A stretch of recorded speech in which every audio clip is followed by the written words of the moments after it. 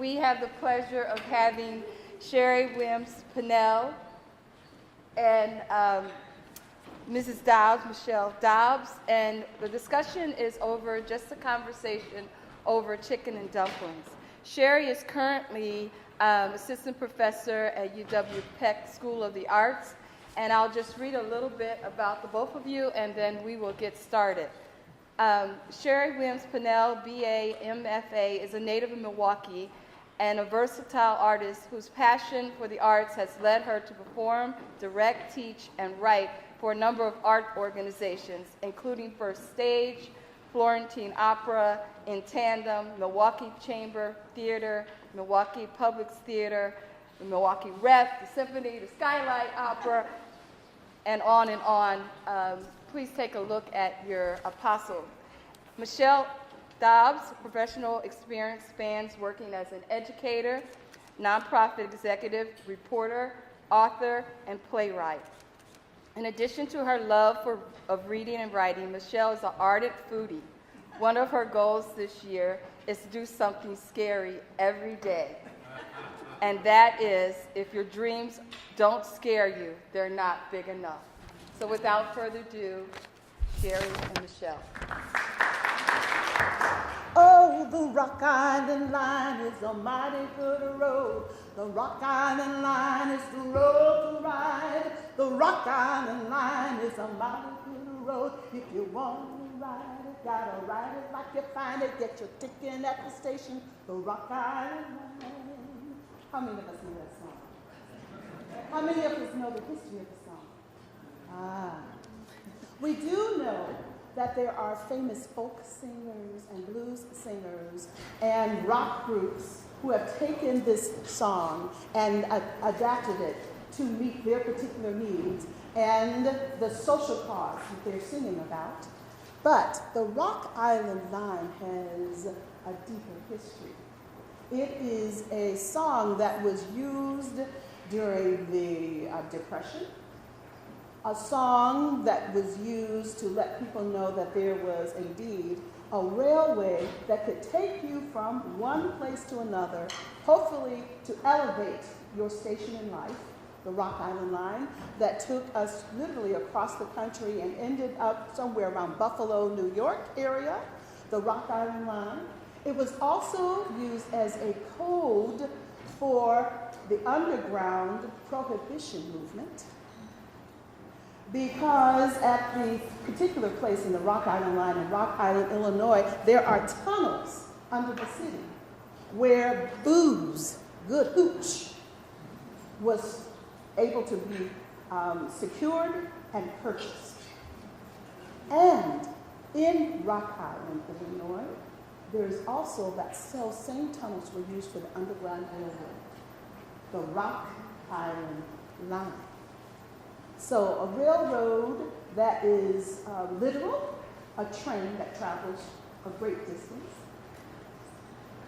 and also a underground passageway for Africans seeking freedom, an underground passageway for people, Americans who want the freedom to drink what they please during Prohibition, and a way of migrating from one place to another in order to elevate one station in life.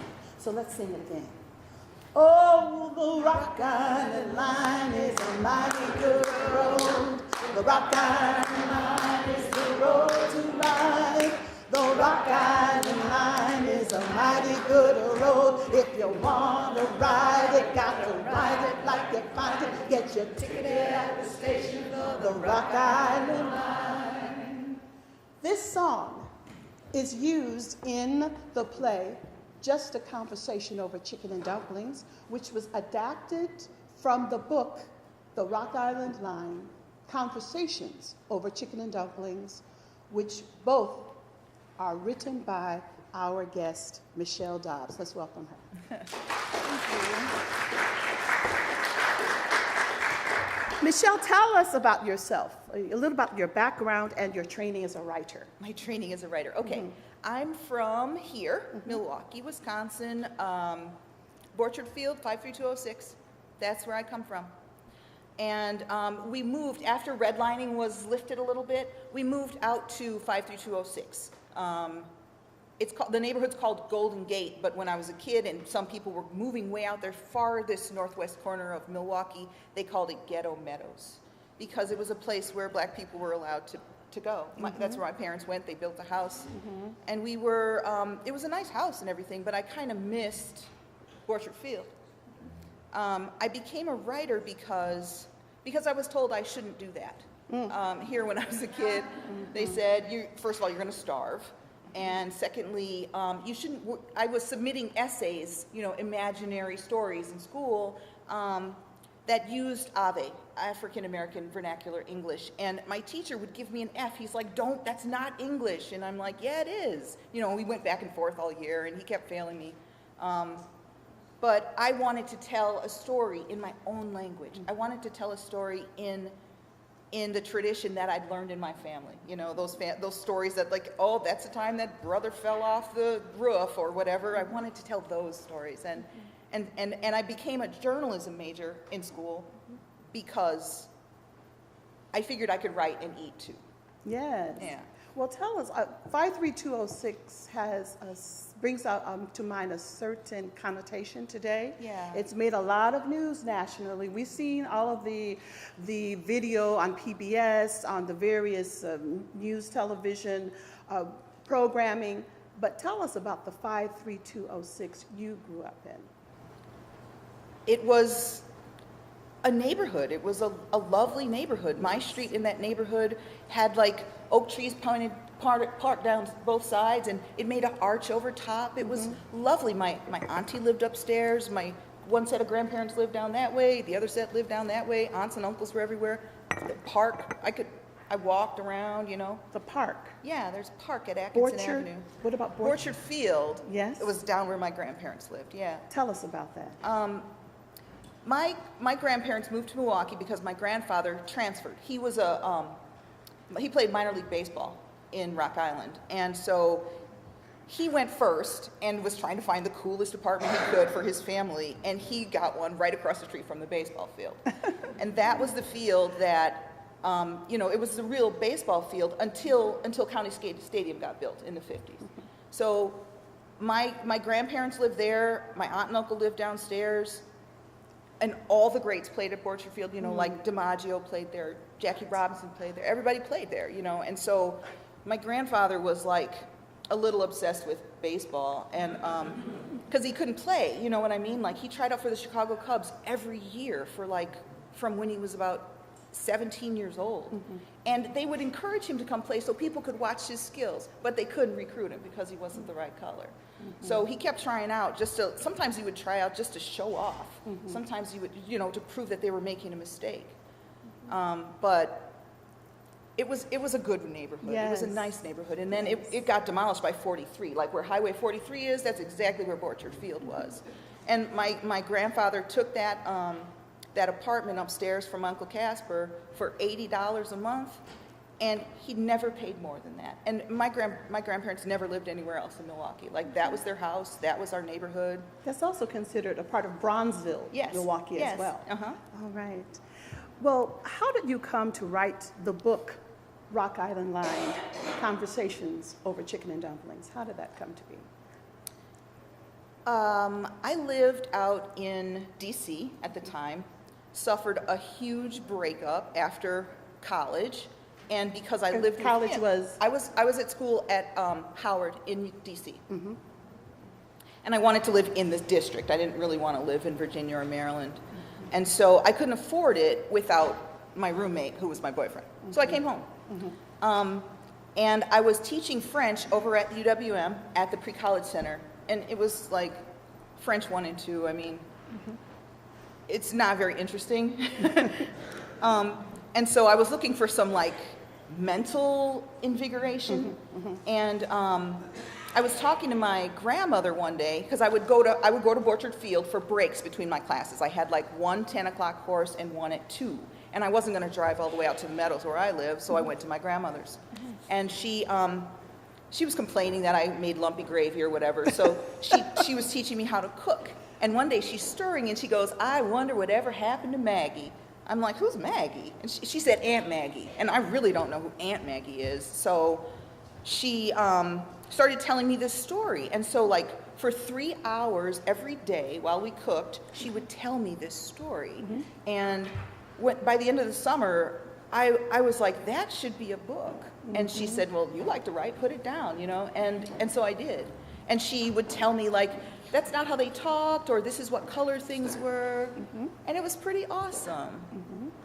Beautiful. Well, you have some photos to share with us I do. of these beautiful characters who are not only in your book, but are the inspiration for the play. Will you share some of those with us? Sure can. Okay. So the backdrop in the play are some paintings that my Uncle Jimmy made. He's one of my great uncles, and he is from Rock Island, lived in Rock Island. And but the story starts here, really. Well, how did the story become a play? Well, because I had this book, and one of my girlfriends, or maybe it was my sister, she said, you know what, over at Bronzeville Arts Ensemble, they're doing a playwriting class. And I was like, oh, I'm going. And so I did. And I kind of cultivated it. After our class was done, I got like a reading, like 45 minutes or something like that. And then after that, I continued to craft it. And here we are. All right. Yeah. Okay, so our story with the line starts here. This is my Papa George. He's my great-great-grandfather. He painted that painting, and it hangs in my kitchen now. And when he was painting, he would tie his grandson's hand with some twine to his. He would tie their hands together to teach him about painting. They would mix colors, and they would paint. And so that's where my Uncle Jimmy got the bug. This guy, though, was a person who was a free person of color when the Civil War started, because he'd already escaped. And he went and joined the Union Army. He served as a mule tender so that he could free his brothers and sisters. And I don't mean like his brothers and sisters, I mean his siblings who were still enslaved. And he's like, we are gonna fight. And so he did. He was total, yeah, it was a hero in our family. So that's where it starts. His grandson learned to paint from him. There's his grandson. That's my Uncle Jim. And he painted himself all the time. He was like interested in light and color. And after a while, you know, because he painted everything, nobody else would sit for him. So he's like, oh, well, I'm going to paint myself. He would get a mirror. And James Jimmy Moore truly is the jumping off point for the play itself. Yes. Because what did he do with his paintings? He stored them in an outbuilding. He had a big studio out back. And then, so for like storage, him and George would just they have shelves and shelves of paintings. And these paintings documented various moments from your family's history. That's right. That created the scenes for the play. That's right. Let's- So there's my family. This is George, the Civil War guy. Here's his son, Jim.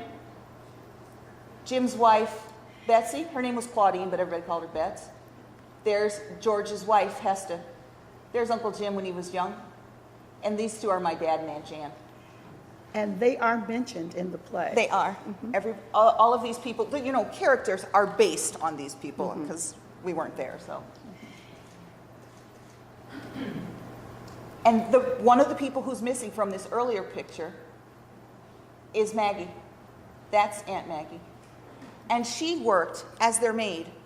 Now, how they got a live-in maid was a mystery to me, and that's why the conversation started with my grandmother. Like, you guys didn't have all that. How was somebody living with you all the time? And she's wearing that coat because my Uncle Pearl, who is also missing from that first picture, gave it to her for Christmas. And she had a picture made in it. This person is my Grandma Lil. She's missing in that picture too because, you know, people would go away. She was living in Milwaukee at the time they took that picture. But she's the reason the play starts. Yes. At the beginning, she's wishing for a baby brother. By the time the play starts, she's 10 years old already, and she is an only child, and she's had enough of it. So they always make wishes at these bonfires. Hester, who was standing in the back, throws bonfires with the change of seasons. And she always jumps over and wishes for a baby brother. And Lily is Yes. the narrator, Yes. our storyteller Yes. for the play. Yeah. So here's a painting my Uncle Jim made. None of these are included in the play, but I just thought you guys might want to see like his techniques and stuff. And when you look at his work over time, you can see that he's feeling really, really left out. You know, he was really sad. And this one, he told me himself, is because he realized very young that he was gay, and he thought, poor baby, he thought he was the only gay person in the world. Like, he never knew that other people were gay until he was an adult. And he felt very ostracized. Not really ostracized, but more like just isolated. Yes. Like, I'm the only one. Yes. That's my grandpa. He was one of the people, my grandfather is Creek Indian. And so he's one of the people that taught my Uncle Jimmy that there's something special about being gay. It's not like a disability. It's an extra blessing that a person has. And so my Uncle Jim really looked up to him.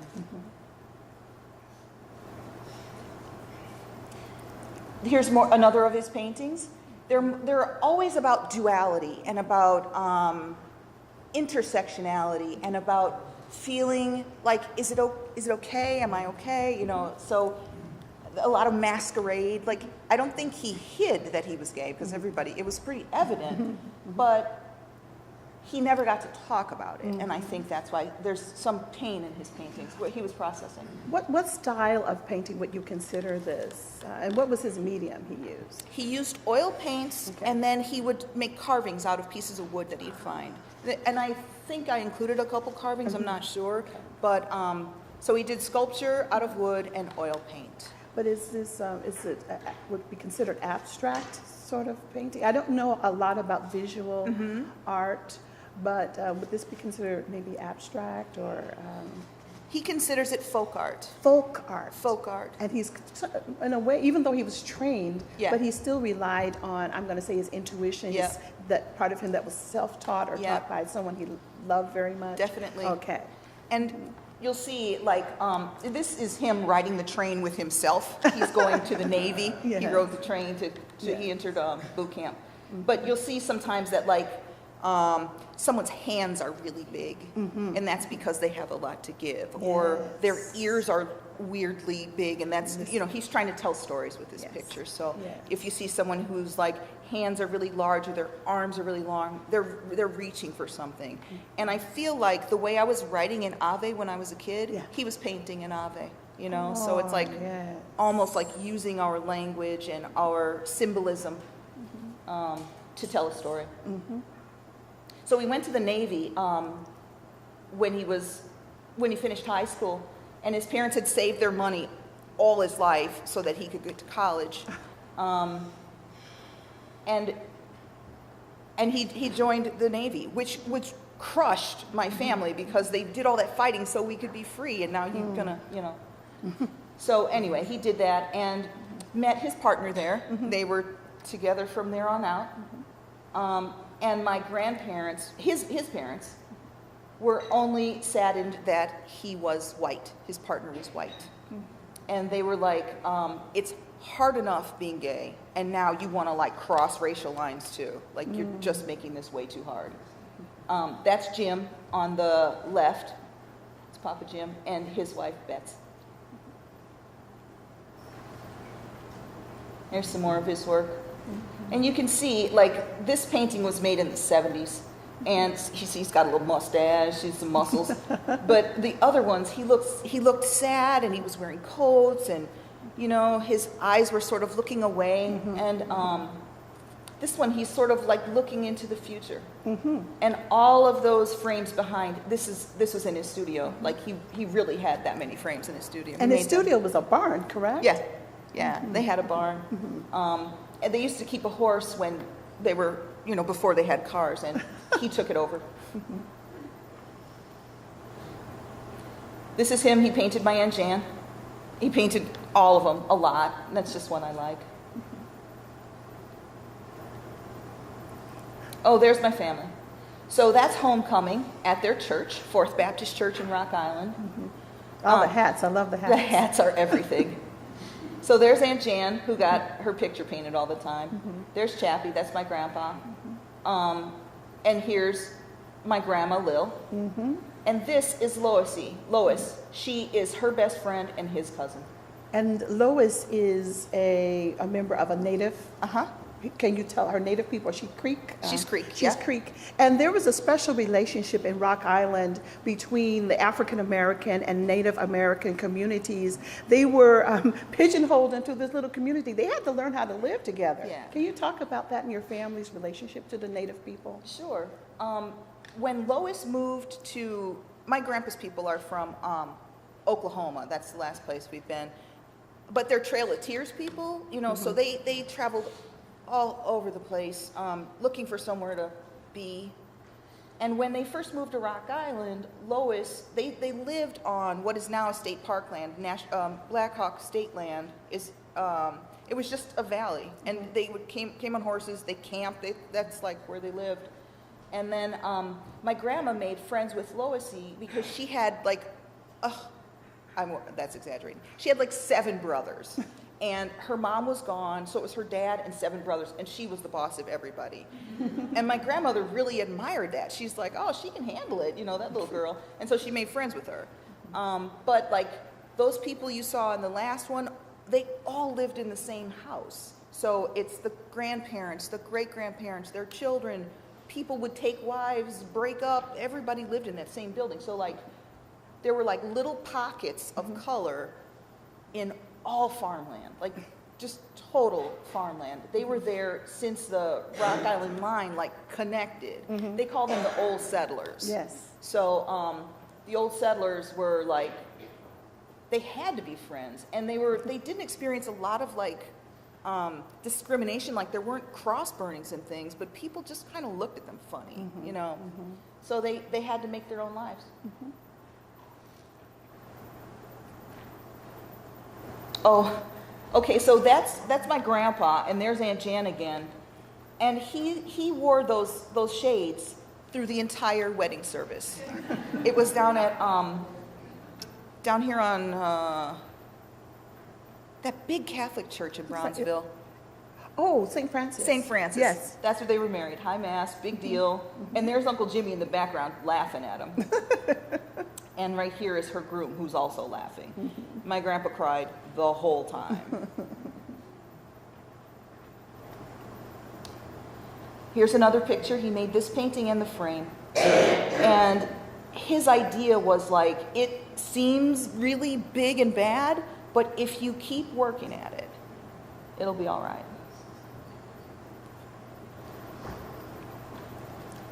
Here's my first cousins and siblings. We all have at least one painting of Uncle Jimmy's work in our house, wherever we live. And it really serves as like, a symbol. Like when you go past it, you're like, oh, that's who I am. Those are my people. And it kind of connects us all. We have like, not family reunions, but like we'll have a party like once a year to celebrate my grandma's birthday or whatever. And we just get together to stay together. And we sometimes swap art. Oh, this is an example of the paintings that we have. This one was hanging at my grandma's house. She always got the good ones because that was her little brother, and she got the award winner, so that was at her place. Speaking of award winners, Yeah. James Jimmy Moore studied art. Yes, he did. And then became an instructor as well. did. Can you talk a little bit about his background, his training? Sure. He was the first black person to get an art degree from the University of Illinois at Champaign-Urbana. And he was really proud of that. He was super, super proud of that. I can see why. Yeah. And then he went on to start something called the Beaux-Arts Festival along the river at Rock Island is part of 4 cities. You know, there's 2 on the on the Illinois side and 2 on the Iowa side. And so they have a big arts festival, which Uncle Jimmy was a big part of. And then he trained other people. Besides his job, he was a sailor, and when he was out of that, he was a carpenter for the Navy. So he would train other people, and they built an altar. So they fixed the whole back of the church, and they built a rectory next door to this church, and they still call it Jim's house. And people could come and be trained in wood carving. Thank you. That was the first church, too, in Iowa, where same-sex marriages would be conducted, which was kind of cool. He never married Ron. I don't know why. But they wore rings. But they separated because Ron wanted to Move into the country. Yeah, and Uncle Jimmy couldn't go. He's like, I don't want to be any further away from civilization than I am now. But that was when I was an adult. They were together like probably 50 years before that. Here's another one. I don't know what award this one won, but that was a winner, because that was at my grandma's house. And whenever something won, he would take it out of the shed and give it to her. He submitted all the time, like a few times a year, and usually at least placed. Oh, there's our kids. Those are all of my cousin's kids. Beautiful. And we want to give these things to them, give these things to these children. And because I feel like, knowing who I was very confident as a kid, at least, not maybe in my abilities, but at least in who I was. Yes. I was always really clear, like, who I belong to, where I'm from, who belongs to me. I think it was a really positive experience, and I'm always trying to funnel that into our kids. And I think Uncle Jimmy would be really proud. He met some of the bigger ones, but like, he hasn't seen any of these little guys. He would like them. They all love to paint and draw and carve. And So it's in their blood. It's been this tradition is passed down. Absolutely. Our theme today is how art can heal. Yes. Can you address some of that? How was Uncle Jimmy's art a part of the healing, or for himself, for your family? Yeah. And how does that translate into our greater community? Because we are a nation right now in need of healing. Tell us how art heals. I feel like art allows us, all of us, to process the things that are happening inside. So I don't necessarily believe that, like, we should make art because the world needs more art, but I think we should make art for our own good. When I think about, like, if you just sit and color, get a colored pencil and color, you're creating brain waves, alpha waves for yourself. And those are the brain waves of, like, bliss. Those are the brain waves that you make when you're really deeply sleeping, when you pray, when you're really happy. Just that motion of coloring creates that for yourself. And I feel like we've got to figure out some way to add a little alpha waves to all the trauma that goes on. And I also feel like I don't want to pass any trauma to these children. So, like, my family has been enslaved, has been ostracized, has been on reservations in mission schools. I mean, like, so many crazy things have happened. Mission schools. Yeah. And how it affected Lee. Yeah. Don't forget about that. Okay. We want to come back to that. Okay. But continue the healing, the alpha wave. Yeah. I feel like we just feel better, like, on the inside, and are more productive on the outside. Like, people are able to be more productive when they've processed all the crap that gets piled on us day after day. So I do it by, like, journaling. I'll free write. Sometimes I color, sometimes I paint. You know, I can't stop painting the walls in my house, which is my poor husband. I just painted our downstairs bathroom door. He's like, okay. But it really keeps us all, like painting the bathroom door, like, sort of help the whole household in that it's like, okay, we're doing this now. That's different. And so, like, we're not, this is our world. Yes. You know, and we don't have to, like, participate. Like, we're aware of what's happening in the world. Yes. We're prepared to engage if we must, but there's a spot, a haven for us that is peaceful, that is loving, that where we can be whole. And I think Uncle Jimmy was always saying that. He's like, you have to grow your soul. The point of you coming here is to grow your soul. And your soul is very shy. So if you don't feel safe, it's not going to come out. So you've wasted that opportunity to grow. And he said that constantly. And he also said, get out of here. Get out of Rock Island. Get out. You don't have to be like this. And we go back to visit all the time. Like, I was there for our parents. My grandparents had 2 kids. One stayed in Rock Island and one was up here. And so they would switch us. We would go for, like, all the kids in my house would go to Rock Island for 3 weeks, and then all those kids would come to Milwaukee for 3 weeks. So I was there a lot, and I was with Uncle Jimmy a lot. And so he was always telling us, you don't have to believe what people say about you. You don't let them say what you're worth, what your value. Yeah. And what the goal is for you. Yes. You know, don't let anyone else say what you're here to do. Yeah. Yeah. Well, in the play, there's a character, Lee Peace, Creek Yes. Indian. Yes. Tell us who he is in your family tree, and he speaks in a very, I'm going to say a very mournful way about his experience in the mission schools. Yeah.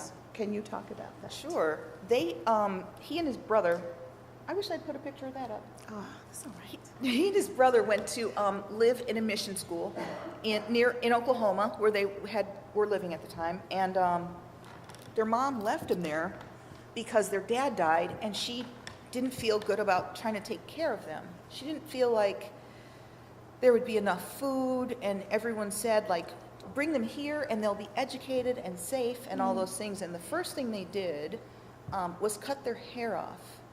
And they had lots of long hair. And my grandfather believed that your hair is part of your nervous system. Like, it's important that you grow and cultivate and care for your hair. And so it felt like they were just trying to find ways. They were like, kill the Indian, save the man. That's what they literally said at this school. So they weren't allowed to speak their language. They cut their hair off. My grandfather was left-handed, and so they tied his hand behind his back because they had this idea that, like, that was the devil's hand. So, and he got beat all the time. There was food and everything, but, like, they whooped him. They tied him up. It was just really horrible. He was very, very traumatized by it.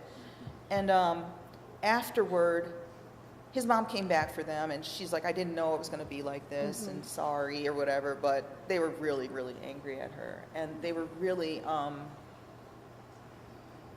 disengaged from the Native experience for years because they were afraid that they would be targeted. Like, if people know, they were brown enough that, you know, like in Borchard Field, people just thought they were light-skinned. Wait a second. They're passing for African American. Yeah. Okay. Yeah, they were Now that's different. 4 brothers Yes. passing for black. So, yeah, they just were really, really traumatized by that experience. Yes, yeah. And nobody bothered them, you know, nobody asked them either.